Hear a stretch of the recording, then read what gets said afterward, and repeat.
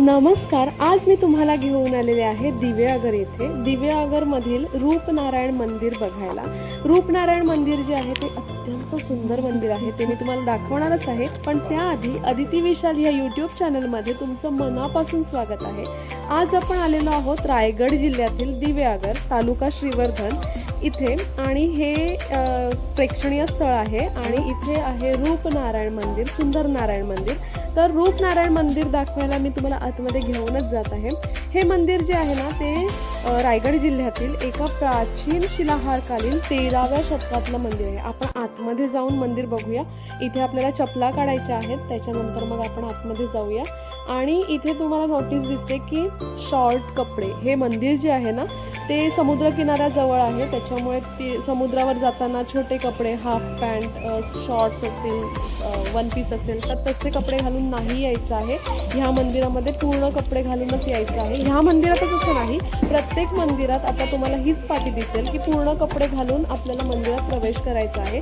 तर आपण चाललेलो आहोत मंदिरामध्ये. आणि हे मंदिर जे आहे ते समुद्र किनाऱ्याजवळच वसलेलं आहे.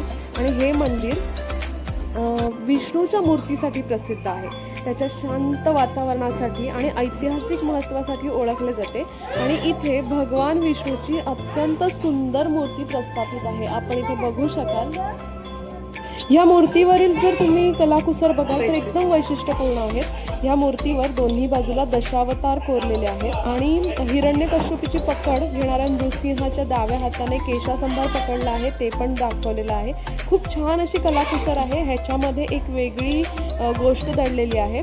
या मंदिराबद्दल जर सांगायचं झालं ना तर रूपनारायणाचे आणि सुंदर नारायणाचे मंदिर त्यांच्या एक वैशिष्ट्यामुळे ओळखले जाते.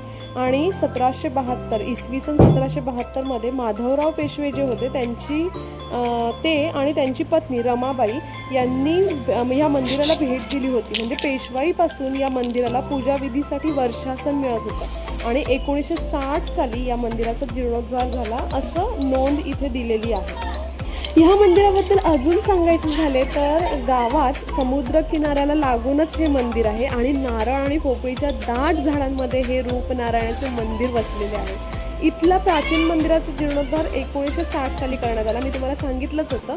पण अलीकडच्या काळात या मंदिराचे जांभ्या दगडामध्ये बांधकाम करून नूतनीकरण करण्यात आलं होतं. आता ना आपण दुसऱ्या मंदिरात जाऊया. बाजूलाच एक दुसरं मंदिर आहे, पण त्याच्या आधी ना मी तुम्हाला दिवेआगर गावाचा इतिहास सांगते.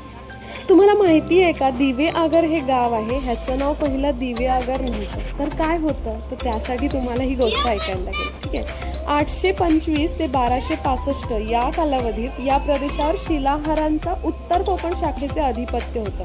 आणि 5व्या शतकापासून इथे ताम्रपट सापडलेले आहेत. म्हणजेच इसवी सन 1027 ते 28 मधील नागरी लिपीतील एका ताम्रपटात दिवेआगरचा उल्लेख दीपकगर असा आला होता. आणि हा ताम्रपट शिलाहार नृपती चित्तराज याने दिलेला आहे. आता चित्तराजा कोण होता, तर अंबरनाथचं प्रसिद्ध शिवालय मंदिर जे आहे ना ते ह्याच चित्तराजाने बांधलेले होते.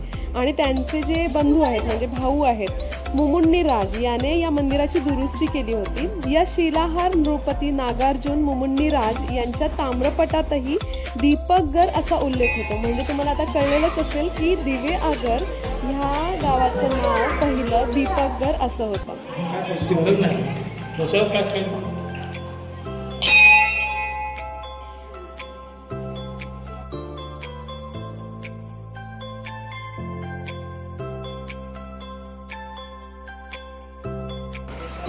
आता ना मी तुम्हाला रूपनारायण मंदिराबाबतीत ना एक गोष्ट सांगते. गोष्ट नाही, आख्यायिका आहे की असं सांगितलं जातं की काही वर्षापूर्वी ना परदेशी आक्रमक होते, त्यांनी ना ही मूर्ती पळवून नेण्याचा प्रयत्न केला होता. आणि ही मूर्ती बाय समुद्रातून म्हणजे होडीमार्फत नेण्याचा प्रयत्न केला. पण होडीकडे नेत असताना ना गावकऱ्यांनी त्याला खूप प्रतिकार केला. पण त्यावेळी जे चोर होते त्यांनी गावकऱ्यांच्या अंगावरती गोळीबार करण्याचा प्रयत्न केला. आणि ही मूर्ती ना त्याने गलबतात ठेवली, म्हणजे होडीमध्ये ठेवली. पण जेव्हा ती मूर्ती होडीमध्ये ठेवली ना तेव्हा ती होडी खाली म्हणजे पाण्यामध्ये बुडू लागली. गलबत जे होतं ते पाण्यामध्ये बुडू लागलं. आणि ते चोर खूप घाबरले, म्हणून त्यांनी ती मूर्ती जी आहे ती तिथेच टाकली आणि पळ काढला.